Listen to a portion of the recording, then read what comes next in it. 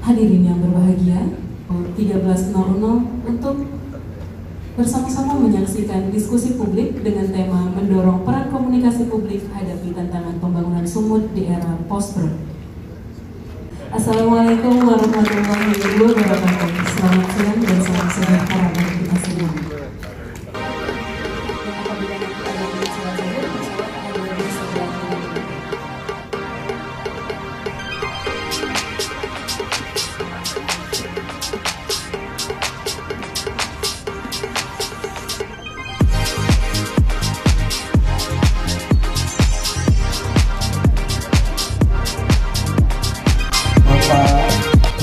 Haji Sahayan Asmara, ISB, juga guru saya yang saat ini masih aktif mengajar di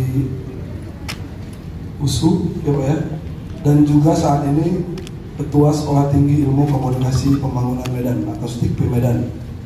Yang kami hormati juga Abang Anda Dr. Andes Muhammad Sahrir MIKOM. Beliau saat ini dipercaya oleh negara mengabdi sebagai komisioner Komisi Penyiaran Indonesia daerah Sumatera Utara untuk 2 periode. Periode kedua, beliau juga Ketua Dewan Kehormatan PWI Sumatera Utara saat ini.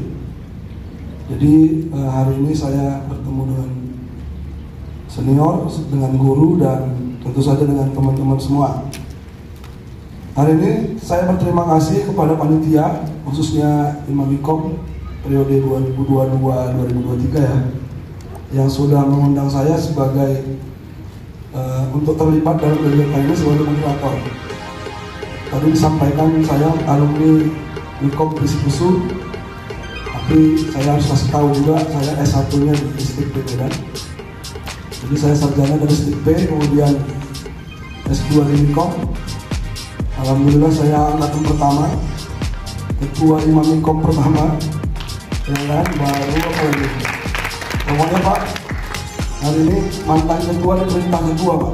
Jadi kalau sudah mantan memang harus patuh pada yang menjabat, nah, kira-kira gitulah. Kemudian saya dokternya di UIN Sumatera Utara. Alma mater 3 nih. Hari ini diskusi yang temanya cukup menarik tentang komunikasi publik. Beberapa hari lalu saya dihubungi oleh panitia perihal tema ini sebagai tema diskusi, dan narasumber dikabarkan ke saya adalah Pak Sahayan dan Bang Sahrir. Jadi Pak Sahayan dan Bang Sahrir. Jadi udah jelas guru saya Pak Sahayan, mentor saya Bang Sahrir. Jadi kalau ada di sini mahasiswa saya Pak di UIN yang S2 sekarang di sini, jadi kalian ketemu dengan kakek guru kalian ini sekarang. Kira-kira gitulah. Saya berterima kasih juga bahwa tema ini menjadi salah satu persoalan besar setelah pandemi, terutama dengan berkembangnya teknologi komunikasi. Ada kekhawatiran dengan perkembangan teknologi itu, misalnya komunikasi publik yang dilakukan oleh pemerintah, utamanya gitu ya, oleh pemerintah dalam konteks pembangunan daerah, itu menjadi bias dan tidak jelas dengan perkembangan teknologi yang saat ini memang cukup masif. Kehadiran pandemi COVID dianggap menjadi trigger penggunaan teknologi itu semakin cepat, mau tidak mau. Misalnya pesan-pesan komunikasi publik itu harus disampaikan kepada publik lewat medium-medium berbasis internet. Pada prakteknya, ya, untuk memulai diskusi ini, pada prakteknya pemanfaatan teknologi itu juga memiliki efek-efek yang kita rasakan tidak efektif juga dalam konteks misalnya manfaat dari komunikasinya. Ada pernah terjadi kasus bahwa pesan yang disampaikan pemerintah itu dianggap sebagai upaya untuk membodohi publik misalnya.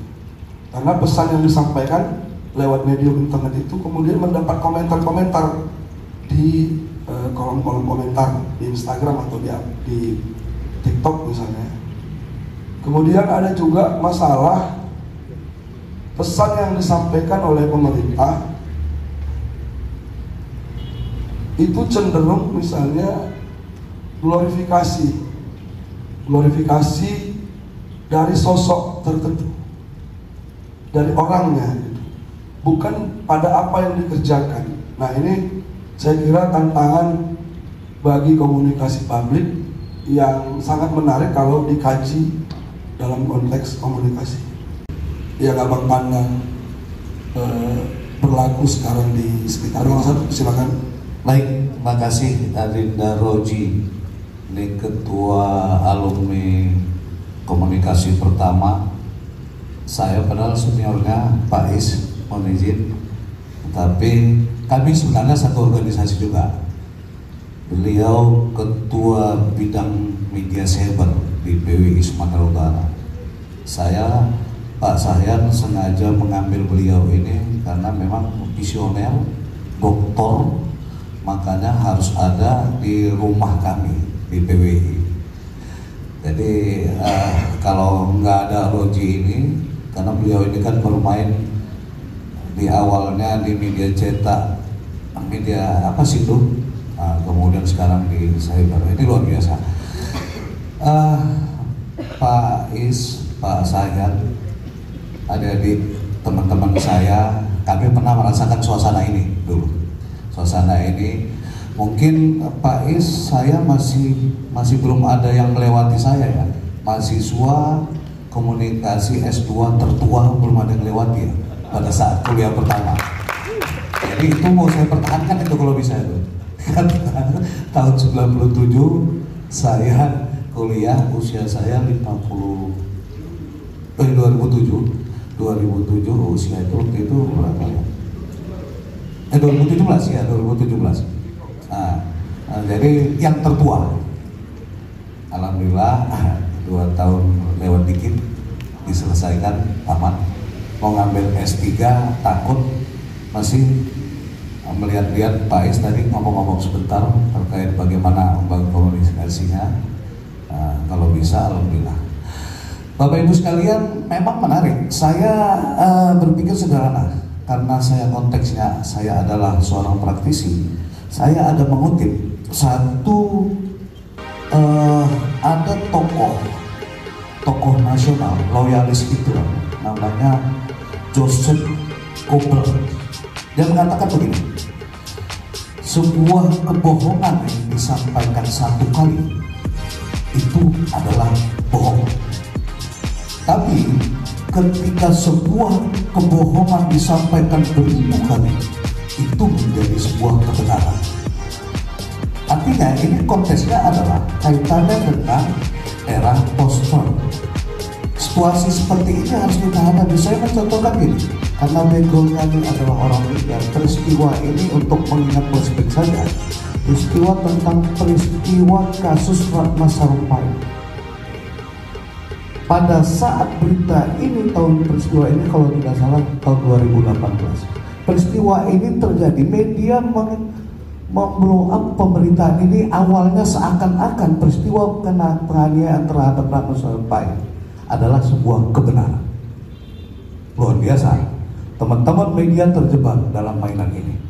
Teman-teman media terjebak dalam mainan ini, dan pada akhirnya dibongkar balik bahwasanya ini sebuah kebohongan. Jadi peristiwa pasca kebenaran, kita menghadapi situasi-situasi yang seperti ini. Media menjadi sarana komunikasi publik yang paling dianggap masuk dalam suasana ini. Kalau kita bicara tentang era digitalisasi, era medsos segala macam, kami ada dalam peran ini. Bagaimana pemerintah Sumatera Utara dalam membangun situasi ini? Setidaknya kita harus berhadapan dalam situasi-situasi yang dihadapi. Posisi media hari ini sangat berperan dalam konteks menghindari situasi pemberitaan yang sifatnya bohong atau hoax. Ini kan post-truth ini kan lebih cenderung pada bahan bakar menuju hoax ini. Kurang lebih kan seperti itu, arahnya kan ke sana. Jadi situasi sehari ini kita berhadapan dengan situasi yang sangat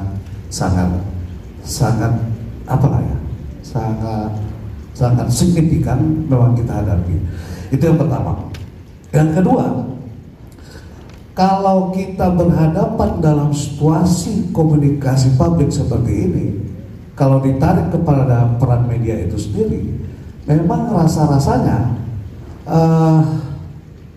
posisi kita ini diharapkan akan harus mampu menjadi orang yang mampu memberikan sebuah informasi yang baik. Saya contohkan ini, kemarin beberapa hari yang lalu saya dan Pak Ais ada diskusi kecil dengan Dewan Pers terkait dengan indeks kemerdekaan pers Sumatera Utara.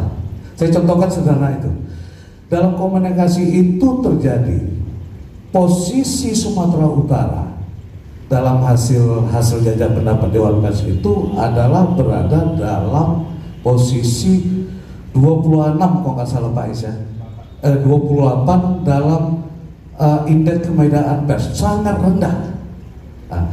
28 dari 34 provinsi yang ada di Indonesia, posisinya sangat rendah. Kita narik. Di mana kelemahannya? Apakah konteksnya komunikasi publik yang dibangun oleh masyarakat pers Sumatera Utara itu sangat rendah, atau memang situasi di lapangan, situasi tentang orang-orang yang menjadi narasumber pers itu memang situasinya memang tidak terbuka.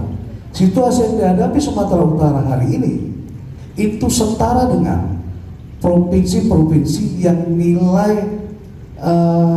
daerahnya kecil. Kami keberatan. Kami menyatakan keberatan. Kenapa kami menyampaikan keberatan? Walaupun tipikal gubernur kita yang memang latar belakang tentara itu agak lebih terbuka, agak lebih apalah kita bilang ya, bukan arogan lah, tapi dekat-dekat memang tentara kali lah, memang tentara kali. Tapi sebenarnya satu-satunya provinsi yang memberikan semacam amunisi kepada lembaga penyiaran dan media di Sumatera Utara itu hanya Sumatera Utara. Artinya pemerintah provinsi menganggarkan sesuatu dalam bentuk advertorial dan iklan untuk menghidupi media-media yang ada di Sumatera Utara. Ini terang. Yang kedua, beliau juga menyatakan memberikan uang kepada seluruh kepala daerah yang ada di Sumatera Utara untuk memberikan bantuan dalam bentuk iklan dan apapun untuk menghidupi media dalam situasi COVID 2019 kemarin. Kalau ini ukurannya, apakah komunikasi publik yang dibangun pemerintah provinsi itu gagal? Kenapa angkanya rendah? Karena kita satu-satunya. Yang kedua, memang kalau ditarik-tarik dengan gaya komunikasi yang dibangun oleh Gubernur Sumatera Utara yang tegas, tapi sebenarnya seluruh informasi dia jawab saja, dia tidak tertutup. Walaupun gaya penyampaiannya ini memang menimbulkan upaya goreng-menggoreng bagi media. Ini tradisional di Komisi Penyiaran. Setidaknya kami akan mampu untuk mengawal. Saya contohkan begini, menjadi tugas kami dalam melaksanakan tugas-tugas sebagai komisioner itu adalah memantau, mengawasi konten-konten yang disampaikan oleh lembaga penyiaran. Dalam situasi seperti ini, mau tidak mau, kami akan memberi sebuah peringatan tertentu kepada lembaga penyiaran yang dalam penyampaian pesan-pesannya melalui televisi atau radio itu dianggap menyalah. Itu yang pertama. Yang kedua, tapi kami berani memberi jaminan bahwasanya pesan komunikasi publik yang disampaikan oleh lembaga penyiaran itu indikasi kesalahannya itu nilainya sangat kecil. Kenapa? Karena dalam aturan main di lembaga penyiaran ini kami punya P3 SPS, pedoman perilaku penyiaran dan standar program siaran, yang memang memberi aturan kepada lembaga penyiaran untuk mengikuti aturan-aturan yang ada. Ini langkah kami untuk mengawal itu. Makanya komunikasi publik melalui lembaga penyiaran kami anggap memenuhi unsur yang memang setidaknya ini bermanfaat bagi masyarakat. Itu gambarannya. Kemudian informasi yang disampaikan oleh lembaga-lembaga penyiaran maupun media-media cetak maupun media elektronik. Hal-hal seperti ini yang menjadi catatan penting bagi kami, bahwasanya ya setidaknya peran komunikasi publik ke depan ini mampu memberi warna baru bagi kita untuk pembangunan di Sumatera Utara. Saya pikir itu pengantarnya, Bung Roji. Mungkin nanti dalam dialognya bisa kita tambahin. Makasih. Assalamualaikum warahmatullahi wabarakatuh.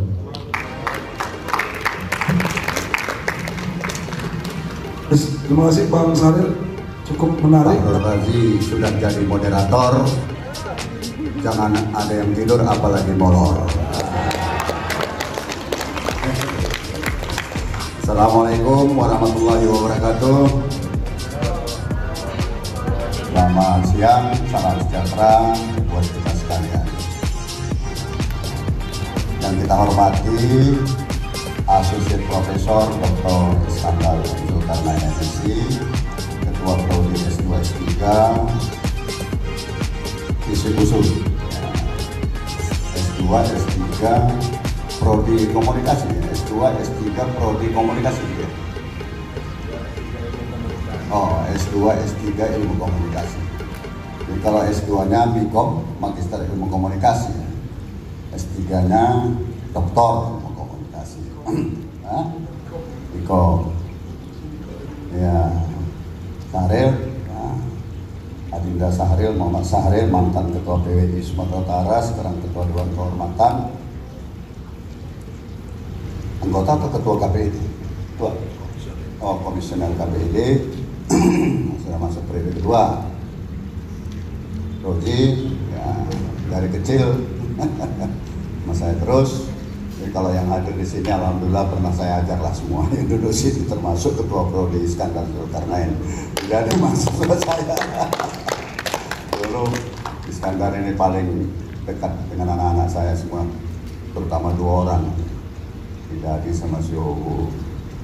Panggil dia Om Babe, karena gemuk. Cuman kelebihannya satu, dan cewek jago kali. Tapi alhamdulillah dapat Sarah sekarang setianya setengah mati. Sarah di Bandung. Saudara Ketua Imakom, ya, Saudara Ojan Ismail, ya, saya dihubungi hari Senin kemarin nih. Diminta untuk mengisi diskusi publik tentang komunikasi publik. Beberapa waktu yang lalu juga ada seminar kita ya tentang komunikasi publik. Saya tanya kenapa saya yang dipilih. Ya Bapak punya pengalaman gitu. Ya memang ya alhamdulillah ya. Ilmu komunikasi saya dari UGM ya, Magister Studi Pembangunan dari USU, pengujinya kebetulan juga pembimbingnya Iskandar. Ya, jadi kami balik aja, dari cacing jadi naga, dan naga jadi cacing, balik. Nah, S3-nya di UI, sama-sama 3 universitas juga. Saya baca ya proposal ataupun apa namanya yang disampaikan oleh Kojen kepada saya waktu singkat sekali. Apalagi kondisi fisik setelah 66 tahun ini agak menurun ya. Kalau kemarin tuh masih sangat semangat, tapi sekarang sudah agak kurang sehat. Tapi karena apa? Karena wah ini ada biodata. Ini kalau perkara biodata ngeri lah, mulai dari di birokrasi sampai di organisasi kemasyarakatan ya lengkap lah. Mulai dari sajadah sampai alam jadah kita ikuti semua. Ya, dari HNI sampai pemuda Pancasila ya. Kalau HNI ngajarin sajadah, pemuda Pancasila ngajarin haram jadah itu semua. Di pemerintahan ya sudah alhamdulillah. Kalau ini zaman saya kepala Biro Humas itu ya hari-hari lah ke sini, pagi-pagi udah kemari ya, dengan Pak Rizal Nurdin. Setiap tamu yang datang di ruang opal mendampingi, wartawan-wartawan nunggu di luar. Saya ingat ketika saya kepala Biro Humas seringkali itu headline ya, berita-berita itu headline. Gubernur Sumatera Utara Tengku Rizal Nurdin melalui kepala Biro Humas pemerintah provinsi masih dokteran tuh, masih dokteran tuh Sahyan Asmara, belum S2, masih dokteran tuh, masih S1, saya mau dari S1, tapi masih berasap lawan kepala Biro Humas. Dan saya diangkat menjadi kepala Biro Humas itu dari dosen. Ada 14 calon kepala Biro Humas, karena kepala Biro Humas yang lama itu abangnya Bupati Serdang. Nah, Tambunan dari Sekda, Kota Medan, posisi humas kosong. Jadi dari saya dengan almarhum Rizal Nurdin itu memang ada komunikasi karena saya aktivis ya, sejak reformasi. Saya membantu Dekan 3 di FISIP yang banyak, saya punya banyak kawan, dan ketika Pak Rizal Nurdin jadi Panglima, waktu itu rapat di Kodam, saya sampaikan tentang pengertian tentang Tridharma Perguruan Tinggi, penelitian, pendidikan, dan pengajaran, ya, pengabdian masyarakat. Waktu itu zaman reformasi, ABRI dilarang masuk kampus. Jadi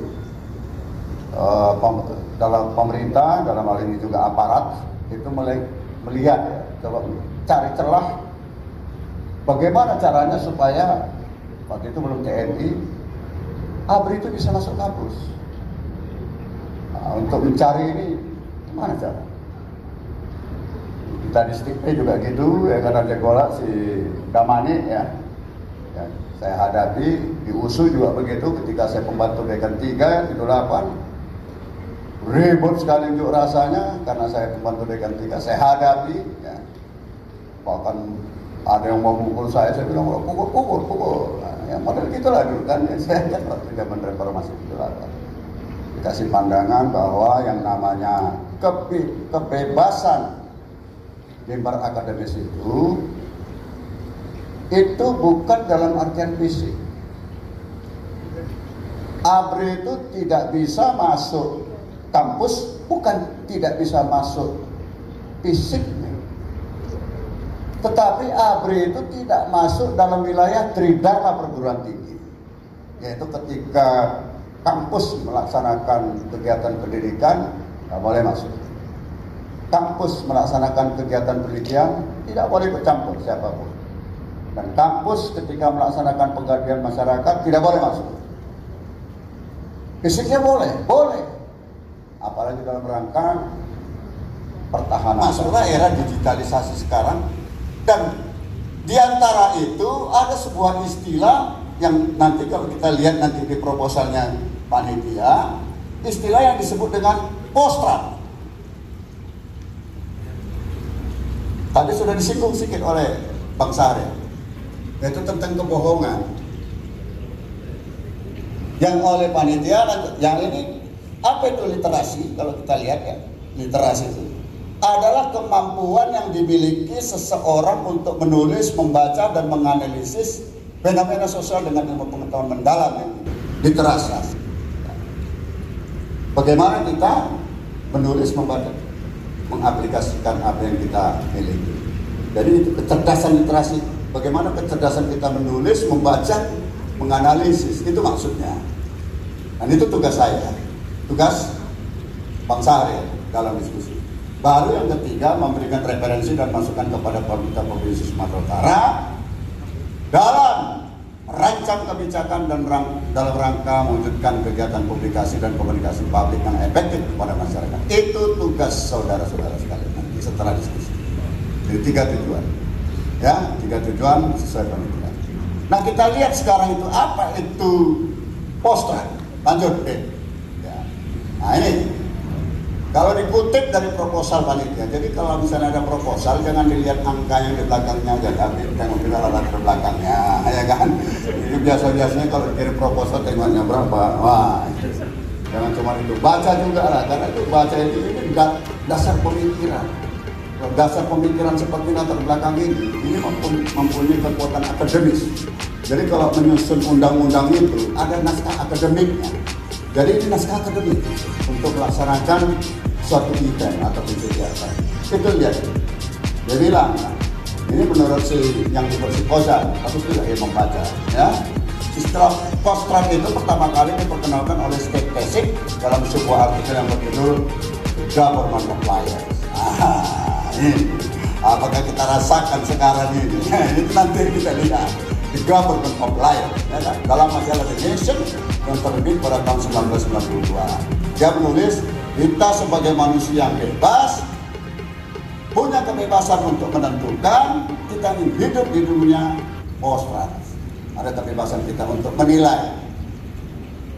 Meskipun itu bohong, kita punya kebebasan untuk meresponnya. Ya, bolak-balik kita dibohongi, ada 75 kebohongan misalnya sama kita. Tetapi kita punya kebebasan, yang lain punya kebebasan untuk mengatakan bahwa kebohongan itu tidak bohong. Nah, itu postrat, ya.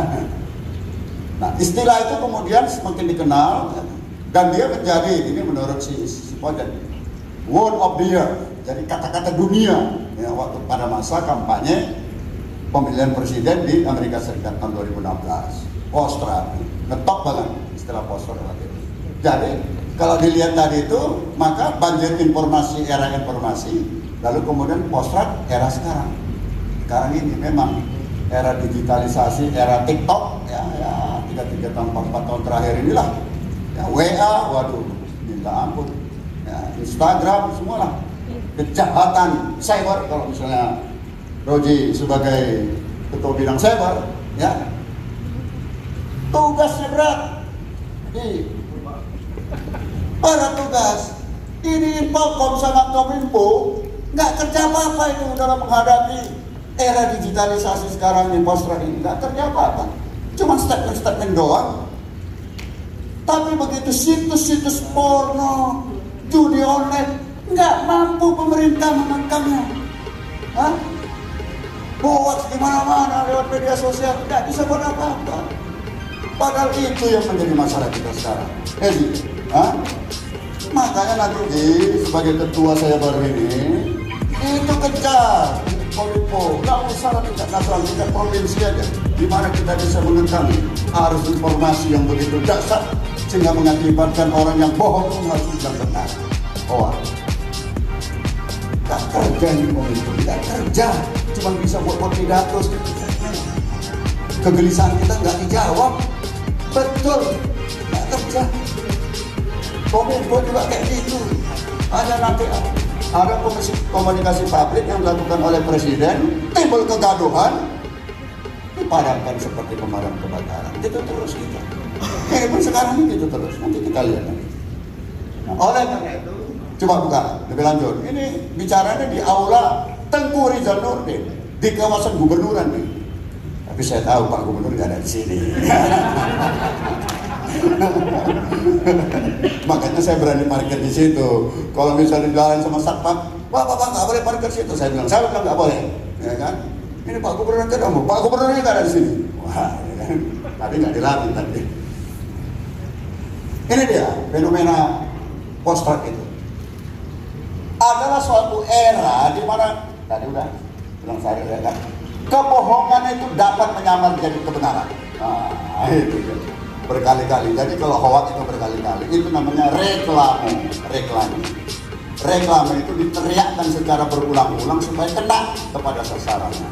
Menjerit secara berulang-ulang, itu reklame atau katanya. Ya.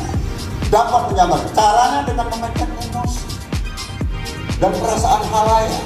Kemarin kita menghadapi COVID, makanya saya punya tulisan di dalam itu waspada. Ya. Apakah informasi yang disampaikan oleh Satgas COVID tentang banyaknya yang meninggal, dasarnya bahaya COVID-19, membantu tidak untuk mengelola emosi dan perasaan khalayak supaya menjadi tenang? Katanya obat paling ampuh COVID itu adalah imunitas tubuh, dan imunitas tubuh itu kuncinya adalah ketenangan. Tapi anehnya kita dibuat ketakutan terus. Ya, informasi dibuat kita takut. Kalau kita takut, gampang terserang. Terjadi paradoks antara kebijakan yang dilakukan oleh pemerintah dengan sebenarnya apa yang diharapkan oleh masyarakat tentang situasi yang diinginkan dan cara mengatasi COVID. Jadi kalau tayangan konten atau penyampaian pesan seseorang atau sekelompok orang secara individu ataupun institusi, ya, dalam bentuk verbal, lewat kata-kata, lewat tulisan, lisan ataupun tulisan, maupun non verbal, lewat isyarat atau lambang-lambang. Ada nanti yang berupa lambang-lambang yang bisa kita lihat melalui berbagai saluran komunikasi yang ditayangkan melalui semua saluran komunikasi, mulai dari komunikasi kelompok sampai kepada komunikasi media komunikasi luar ruang. Semua itu saluran yang dipakai. Nanti ada contoh-contoh. Direncanakan ataupun tidak direncanakan, makanya hati-hati. Setiap sesuatu yang tidak direncanakan ditayangkan oleh media itu menjadi komunikasi publik. Nanti ada contoh. Ya, sengaja ataupun tidak disengaja tertuju kepada sejumlah orang pasti, ya, khalayak yang menimbulkan efek positif atau negatif. Bisa positif, bisa negatif efek komunikasi publik ini. Itu dia, ya, dalam bentuk penambahan pengetahuan, pembentukan opini, sikap dan perilaku khalayak. Jadi kalau kita lihat, kita urai menurut, ya, paradigma Laswell. Lanjut, kita lihat dari situ. Siapa komunikatornya? Komunikatornya itu seseorang atau sekelompok orang secara individu atau institusi. Sudah jelas. Pesannya tayangan tentang kehidupan semua yang disampaikan lewat verbal maupun non verbal. Itu pesannya. Salurannya semua saluran komunikasi yang khalayaknya sejumlah orang. Bukan komunikasi interpersonal. Kalau komunikasi interpersonal tidak masuk dalam kategori komunikasi publik. Tetapi komunikasi kelompok masuk, apalagi komunikasi kelompok besar, large group communication, sampai komunikasi luar ruang. Komunikasi ini kata kuncinya, sejumlah orang, sifatnya direncanakan ataupun tidak direncanakan, disengaja ataupun tidak disengaja, dan efeknya positif atau negatif dalam bentuk penambahan pengetahuan, pembentukan opini, sikap dan perilaku. Itu efeknya. Sekarang kita lihat contoh-contohnya. Lanjut. Nah, efek komunikasi. Betul, oke. Sebenarnya slide-nya nggak panjang, tapi memang begitu. Ya, kami waktu ujian itu 2 slide, tapi bisa 10 jam. Nah, ini slide-nya nggak banyak. 7 menit. Nah, nanti kalau udah tinggal 3 menit kasih tahu sih. Efek komunikasi publik yang positif. Efeknya menimbulkan dukungan, tuh, penerimaan, partisipasi dan perilaku positif. Efek. Kalau itu yang positif, makanya kalau misalnya mau buat komunikasi publik, usahakan dapat efek itu. Efek komunikasi publik yang negatif, ya, itu mengakibatkan blunder, memicu polemik, menimbulkan kepanikan atau kegaduhan, penolakan, opini publik yang negatif serta perilaku yang negatif dari khalayak. Itu yang negatif. Nah, contoh-contohnya coba kita lihat. Contoh komunikasi publik yang direncanakan atau yang disengaja. Ini yang sengaja, biasanya kalau yang direncanakan tuh pasti baik-baik semua, ya kan, bagus-bagus semua. Yang kita lihat, pidato presiden tentang kenaikan harga BBM, walaupun menimbulkan gejolak, tetapi itu adalah suatu pidato yang disengaja. Bagaimana harga BBM? Kemudian pernyataan presiden yang menyebut, ini yang tidak disengaja ini. Oh ya, yang disengaja, ya. Pernyataan presiden yang menyebut bodoh sekali kita pada saat acara afirmasi buatan dalam negeri di Bali. Itu komunikasi publik, ya. Yang juga itu presiden itu mengharapkan ada makna denotatif dan konotatifnya di situ, bahwa secara denotatif dia mengatakan memang ini bodoh nih menteri-menteri ini, tapi secara konotatif lakukanlah sesuatu yang bagus, yaitu supaya semua menteri dan pejabat itu menggunakan produksi dalam negeri. Yang ketiga, pidato Ketua Partai Nasdem Surya Paloh tentang deklarasi Anies sebagai calon presiden itu yang direncanakan, ini semua sudah direncanakan. Pidato Bungsu Edi Ramayana pada sidang paripurna DPR tersebut yang memaparkan tentang penanganan pandemi virus corona. 19, keberhasilan merebut predikat WTP sebanyak 6 kali, itu disengaja.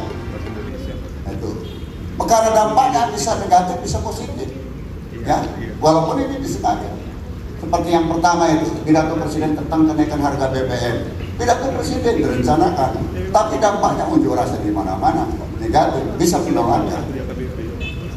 Terakhir, pernyataan Ketua Kesatuan Alumni Gerakan Mahasiswa Nasional Indonesia atau GMNI wilayah Sumatera Utara menolak Bobi Afif Nasution sebagai warga kehormatan GMNI. Mereka menilai pemberian warga kehormatan kepada Wali Kota Medan oleh DPD GMNI Luhut itu melanggar ADRT. Ini direncanakan, walaupun efeknya negatif atau positif. Nah, sekarang yang contoh komunikasi publik yang tidak disengaja, kalian. Nah, contoh statement anggota Komisi 1 DPR RI Effendi Simbolon yang menyebut TNI seperti ormas atau gerombolan. Itu nggak sengaja dia, walaupun dia sampaikan begitu, tapi itu kan direncanakan, tidak direncanakan nih untuk menyampaikan itu, tetapi keluar secara spontan. Tayangan Ketua DPR RI Puan Maharani yang melemparkan kaos kepada masyarakat dengan bocah bersuh. Waduh, jadi viral, ditangkap orang, disepak lagi, ya kan, jadi viral. Itu nggak sengaja, ya, tetapi komunikasi publik. Pidato Gubernur Sumatera Utara ini memang menyebutkan HMI dengan warna kuning. Itu nggak sengaja tuh, Pak Sarel.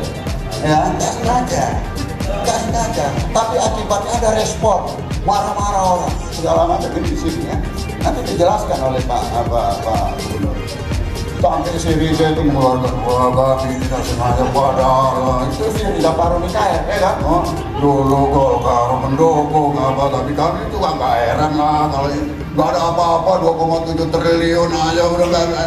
Aduh, ya kan? Lu kasih lihat tuh, ya kan? Padamkan kebakaran itu.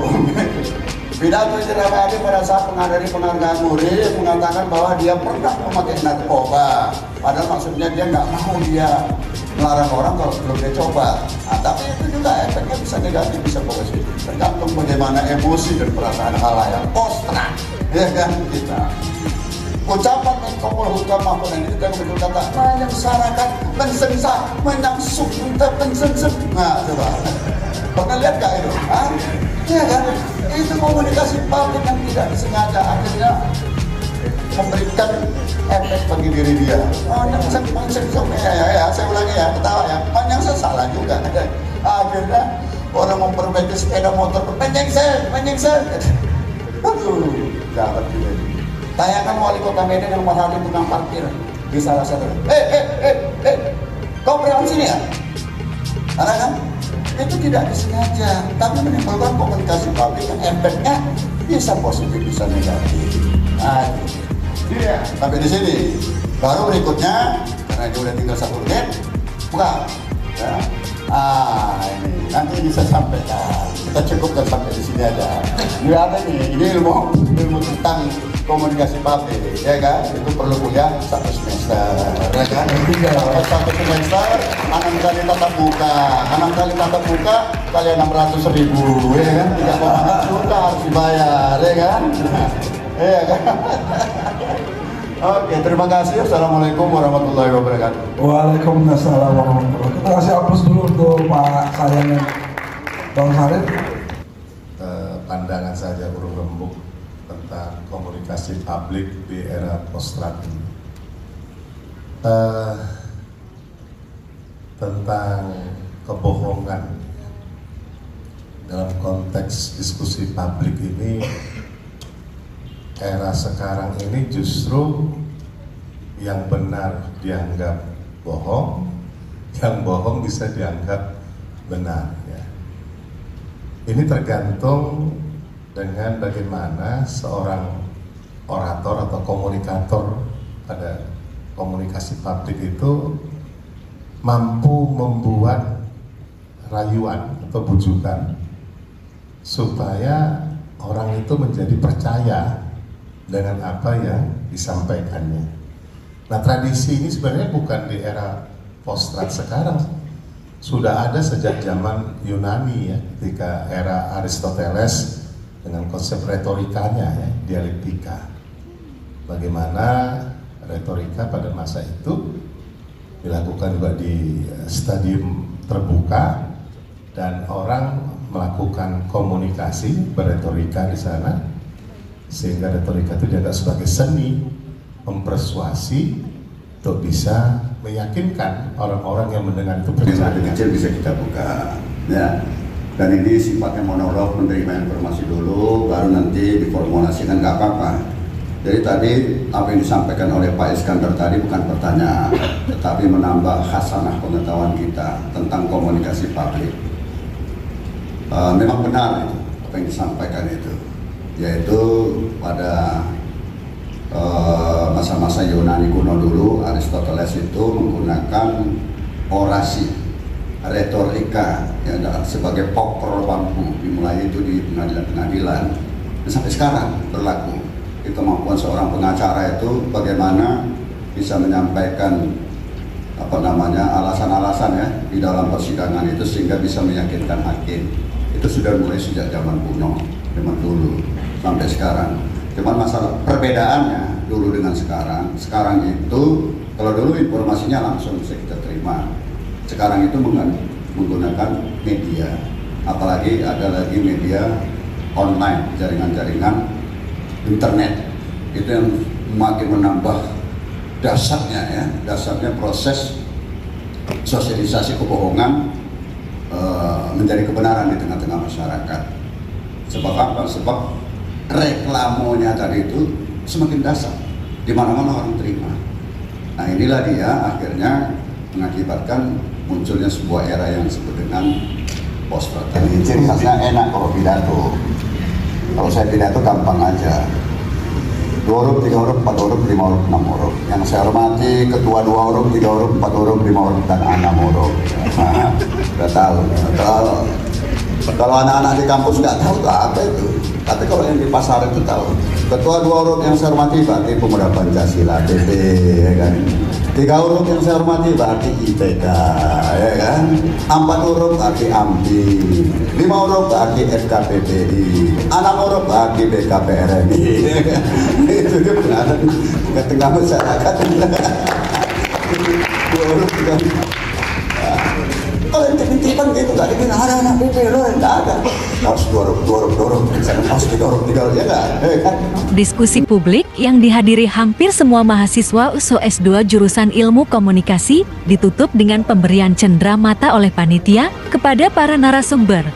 Tampak Ketua Imamikum tahun 2022 sampai tahun 2023 Fauzan Ismail mengucapkan terima kasihnya kepada para narasumber dan moderator yang menyempatkan hadir mengisi diskusi publik dalam rangkaian pelantikannya. Kami mintakan kepada Bapak Dr. Iskandar Zulkarnain MSI untuk memberikan pangkat kepada Bapak Dr. Sahyan Asmara MSI.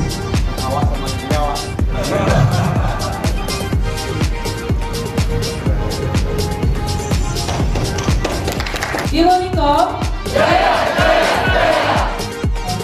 Terima kasih Bapak Ibu, silakan kembali.